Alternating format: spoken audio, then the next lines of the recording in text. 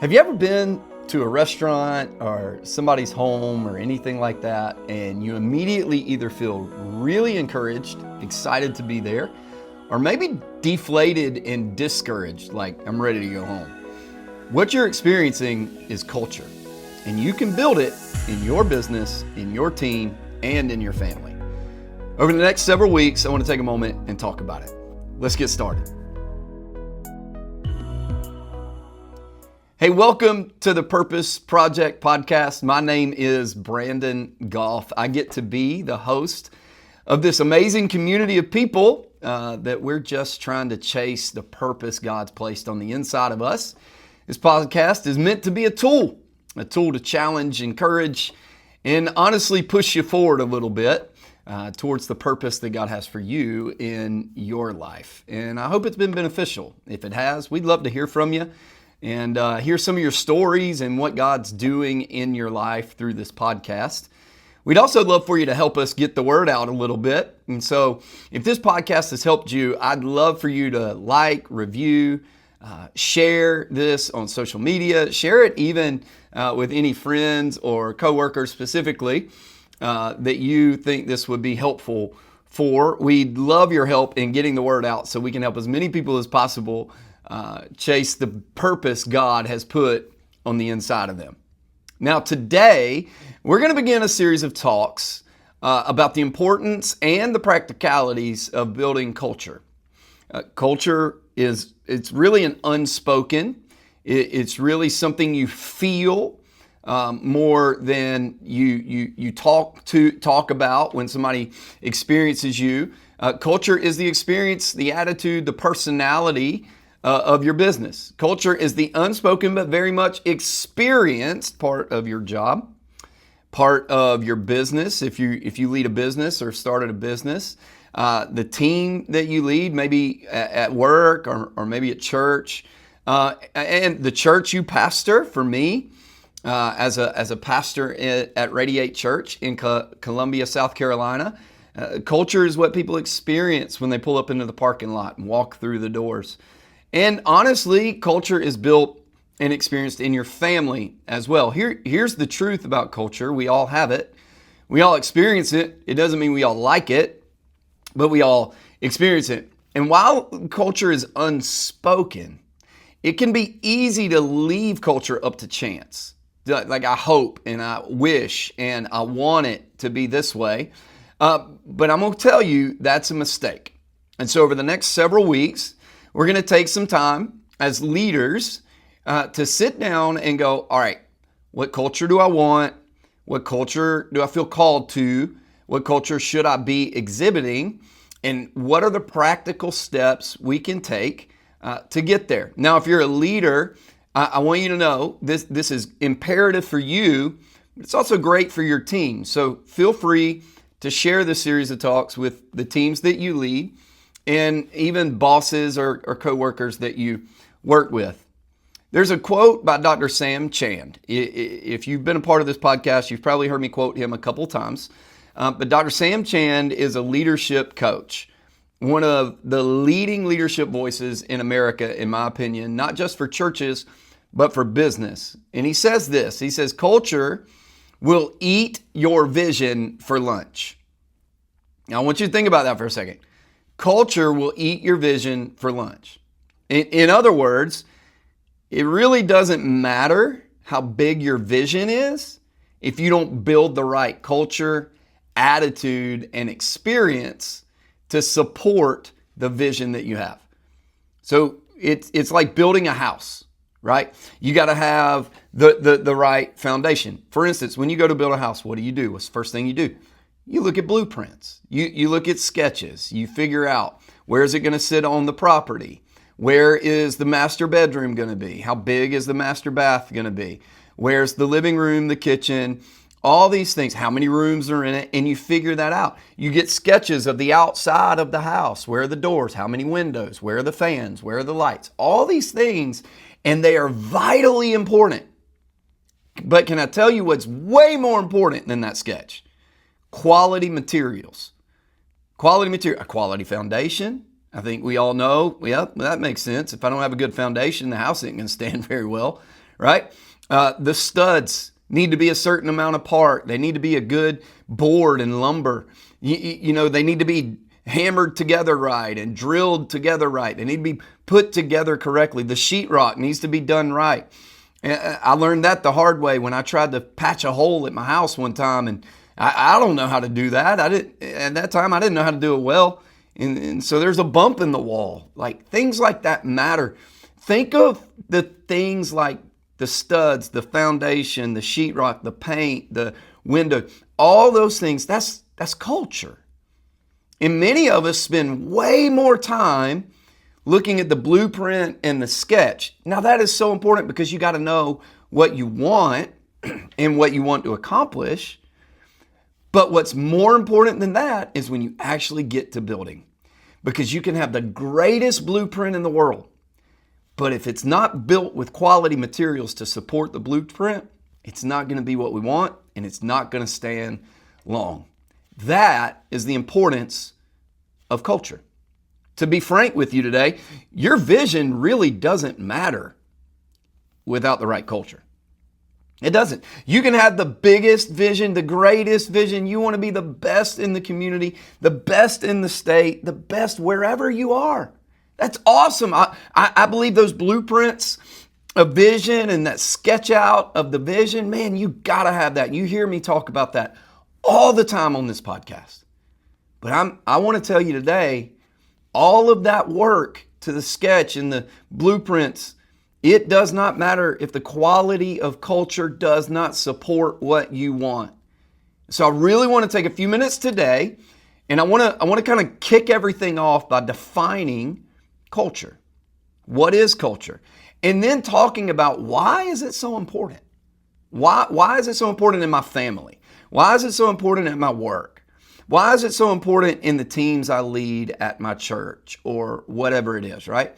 So in the upcoming episodes, I'll tell you this, we're going to get super practical on what it takes and what it looks like to build culture within your context. Now, you're going to have to fill in the context. I don't know what everybody that listens to this does for a living.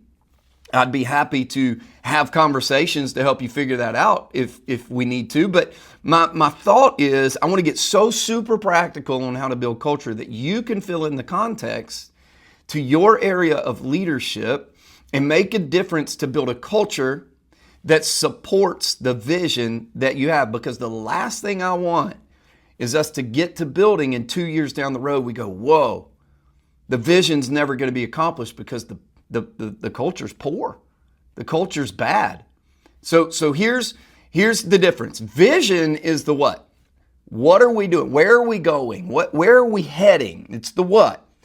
It's how do we do this? It's all those things. Because we always, hear me, as a leader, you always start with vision. Okay, you have to have the blueprint and the sketch for what you're actually trying to accomplish. What you're actually trying to do. We'll talk at length about vision in an upcoming episode, but remember, you always have to know the blueprint. You always have to know the vision. So vision is the what. I want to tell you this though, the values, we're going to talk a lot about this coming up too. The values are the how. So if vision is the what, the values are the how. Vision is, okay, here's the structure of our business, our organization, our team, our family. Okay, here's where we want to go. This is what we see. This is what we feel we're called to do. This is the purpose God's put in us. This is what we're chasing. This is where we're going. Now watch this. The values are, this is how we're going to do it. This is how things are going to take place. This is how it's going to feel. This is how we're going to conduct ourselves to ensure that we get to the vision. We'll talk at length in an upcoming episode about values and how do you determine them, how do you establish them. But I wanted to get it out to you early that values are the how. You need to be thinking about the values of your life, the non-negotiables, if you will, of character, of integrity, of loving others, of loving God. What does that look like within the context of your vision? What are the values in your life? So let's recap for a moment. Vision is the what. Values are the how. Okay, we're going to talk about both of those in upcoming episodes. And we're going to talk about this one. The mission is the why. Now, here's what I want to say, and you're going to hear me say this again. In an upcoming episode, you're going to hear me say this, but it is so important for you to get this. The vision changes according to seasons. Okay? We'll talk about that. But the mission doesn't. The mission is why. What is it that drives me? The mission is what pushes you, what drives you, what wakes you up in the morning. The mission is the passion. The mission is the purpose. The mission is, man, I'm going after this thing, even when it's hard, even when it's tough. And hear me, I wish I could sit here today and tell you that because you're a leader and you're chasing everything God's put in you and you know you have purpose and you know you matter. I wish I could sit here today and tell you it's going to be easy.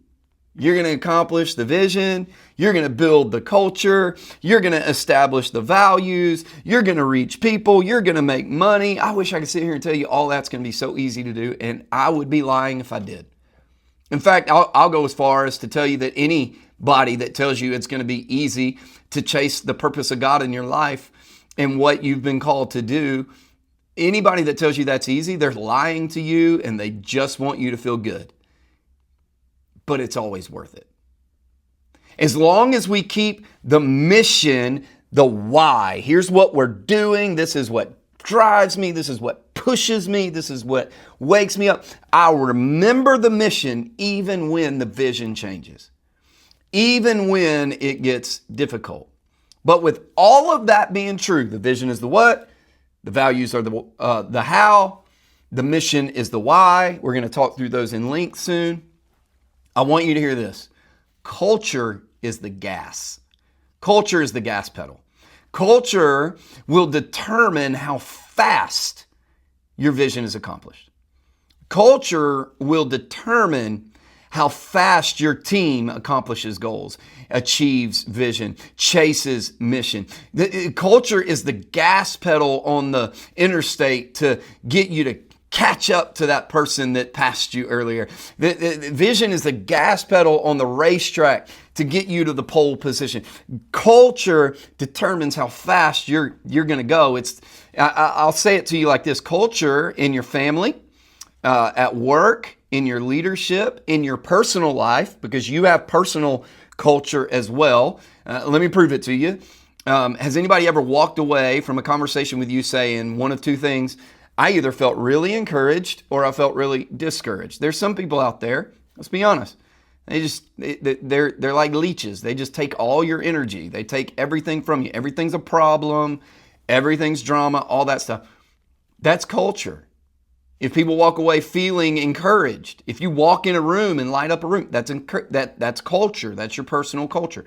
So that's the gas pedal to promotion. That's the gas pedal to vision. That's the gas pedal to what God's called you to become.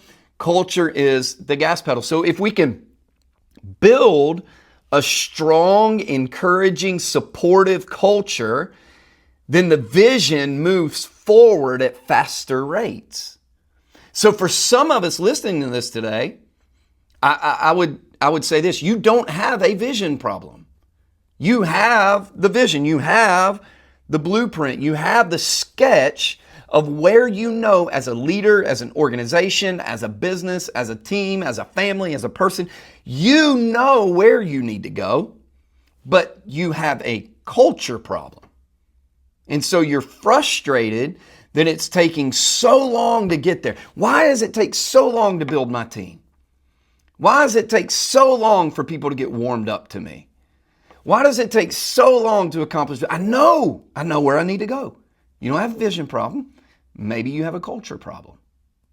And culture is built by you. Culture is modeled by you. We're going to talk about that too. But you got to get your team on board with the culture. It's not just a you thing. It's to use a South Carolina term, it's a y'all thing. It's an us thing. It's not about me. It's about we. We got to build this culture, because if culture works against the vision, it gives very little support and speed. And so if culture is the gas pedal to your vision, and whenever we push that gas pedal and we got a good, solid, encouraging, life-giving, supportive culture, then what happens is it speeds up the vision, right? Well, the contrary also has to be true. That if I have a very down, life-sucking culture, a culture that does not support what we say, it does not support where we're going, it does not support the blueprint that we've set out, it's like pulling the emergency brake while you're going 70 miles an hour down the interstate. And nobody listening to this podcast thinks that's a good idea. And so I would say maybe it's not a vision problem, it's a culture problem. So let me give you an example of what culture is. Culture is the attitude and personality of your organization. Now take organization and move it to your context. Maybe it's family. Maybe that's the organization that needs help in culture. Maybe the organization of yourself. Maybe the organization of the business that you're about to open up. Maybe the organization of the team that you lead. Wherever you are, you fit the organization title to what you're dealing with and what you're leading, okay? It's the attitude and personality that others encounter. What are they encountering? How are they feeling? So think about it like this, okay? One of the most popular restaurants in America is Chick-fil-A. Chick-fil-A is just crazy popular. I know our local Chick-fil-A, I can go at almost any time of the day. The drive-through lane is going to be packed, both of them, because they got this dual drive-through thing going now, right? There's going to be people waiting for their order inside while there's couples and families sitting and enjoying. And guys, they are popular by selling a chicken sandwich. It's not like they've recreated something. It's not like they were like, I got this great idea that nobody else has done. Hey, here's what we're going to do. We're going to make a chicken sandwich. Every restaurant almost offers a chicken sandwich. Chick-fil-A has built a brand around a chicken sandwich. But I would tell you this, more so than building a brand around a chicken sandwich, Chick-fil-A has built a brand around culture. You know as well as I do, you walk in there, they hand you that amazing Chick-fil-A sauce, right? They hand you that. They give you the sauce after you get your meal, and you look at them and you say thank you. And what do they say back? You already know. My pleasure. Why? That's the culture they're building. They want you to know that it is their pleasure to serve you. When you walk into a Chick-fil-A, you know you're walking into a Chick-fil-A regardless of what city or town or state you're in. It just, you know. Why? Because when you walk in, it almost feels like the person at the register has been waiting on you all day. It's like, oh my goodness, there they are. They're finally here. Wow. I've been waiting on you all day, right? That's their culture. They want that. Now you go to other places that also build brands off of chicken sandwiches or whatever. And there's times you walk in there and you feel like a problem. And you order and it's like, can you hurry up and get this order over with? They take your money and you just want to look at them and go, I'm sorry that I'm paying for your hourly wage right now. I'm sorry that I got hungry. I'm sorry I walked in here, right? Why? Culture. It all boils down to culture. Now, I'll go to the place with the better culture over the place with what I may think is a better chicken sandwich. You know why? Because culture matters. I want to feel like I matter. I want to feel like I'm seen. I want to feel like I'm cared for. Can I tell you, everybody in your life is the exact same way. You're that way. Your team is that way. Your customers are that way. The people in your church are that way. Your family is that way. Your family does not want you to walk in from work and just feel like, oh, I'm sorry that I'm in your house. They want to know, oh my goodness, dad's home, mom's home. Like, yes, we've got a culture. When they walk in from work, they don't want to walk in and look at their wife and their wife just be like, oh, you're home. And if that's what's happening, you've developed and built that culture. Celebrate. Culture is how you live your life. That's culture. Culture is what you believe. Culture is the values that guide your life. How am I living my life on a day-to-day basis? For me, I decided a long time ago that I want to be life-giving. I want to be encouraging. Now, there's a fine line between encouraging and life-giving and people-pleasing. I do not want to be addicted to people-pleasing. In fact, if you're a leader, you might as well go ahead and kick it to the side. You're not going to be a people pleaser. No matter what, if you're in a leadership role, you're going to make people mad. That's part of your job, is to make decisions that some people don't agree with. So people pleasing isn't there, but I want to be encouraging. I want to be life-giving, even in hard conversations and correcting conversations. And so I think about that. How am I living my life? Culture is absolutely bigger than one person. So if I want to build a culture in my family, my 3 kids and my wife have to be on board. We all have to be working in the same direction. As the pastor of Radiate Church and the leader of the Acts 2 network, I want to build a culture. So everybody in leadership has to be on board. It's bigger than one person. Culture can create and sustain momentum. If your culture's bad, it's going to kill it. But if it's good, it can create and sustain momentum.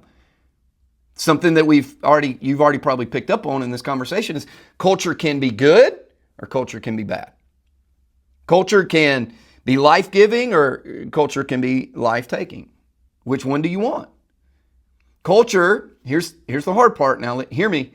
If it's good or bad, doesn't matter. Culture's extremely contagious. Culture bleeds on people that are first-time guests at your church. Culture bleeds on people that are first-time clients. And culture bleeds on new hires. You have to be so strategic about the culture because, watch this, culture is the people. Culture is the people. It's the attitude and experience of your organization that the people give. So if you want to build culture, you got to do it right.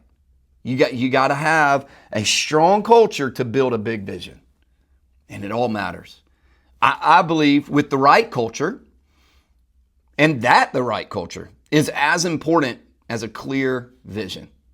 I really do. And sometimes I can look at you and say, I actually think a strong, correct culture may be more important than a clear vision.